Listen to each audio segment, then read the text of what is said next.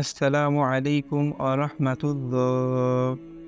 আল্লাহর আযাব থেকে বাঁচতে রাসূল সাল্লাল্লাহু আলাইহি ওয়াসাল্লাম নিয়মিত ছোট্ট একটি দোয়া পড়তেন। হাদিসের বর্ণনা থেকে তা সুস্পষ্ট। এটি ছিল উম্মতে মুহাম্মাদীর জন্য অন্যতম শিক্ষা। কি দোয়া পড়তেন বিশ্বনবী?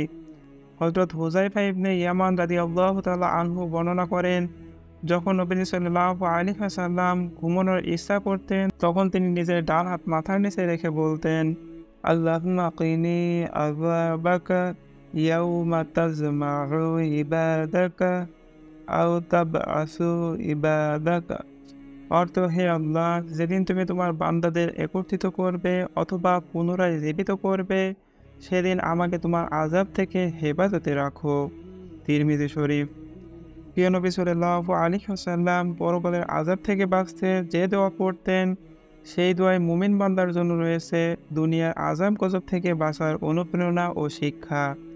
কেননা আল্লাহ তাআলা তার প্রিয় বান্দাদের পরকালীন জীবনকে সুন্দর করতে দুনিয়ার জীবনকে করবেন গুনাহমুক্ত। আর গুনাহমুক্ত জীবনের অধিকারী ব্যক্তিকে আল্লাহ কখনো আযাব গজবের সম্মুখীন করবেন না, বরং দেবেন যথাযথ নিরাপত্তা। এটা মহান আল্লাহ তাআলার ঘোষণা। সুতরাং মুমিন মুসলমানের উচিত দিনের কোনো সময় এই দোয়াটি পড়ার সুযোগ না পেলেও অন্তত ঘুমানোর সময় হাদিসের বর্ণনা মোতাবেক ডান হাত মাথার নিচে রেখে এই দোয়াটি বেশি বেশি পড়া। আল্লাহ তাআলা মুসলিম উম্মাহকে দুনিয়া ও পরকালের আযাব থেকে মুক্তি পেতে হাদিসে উল্লেখিত দোয়াটি বেশি বেশি পড়ার তাওফিক দান করুন। আমিন। হাদিসের উপর আমল করার তাওফিক দান করুন। আমিন।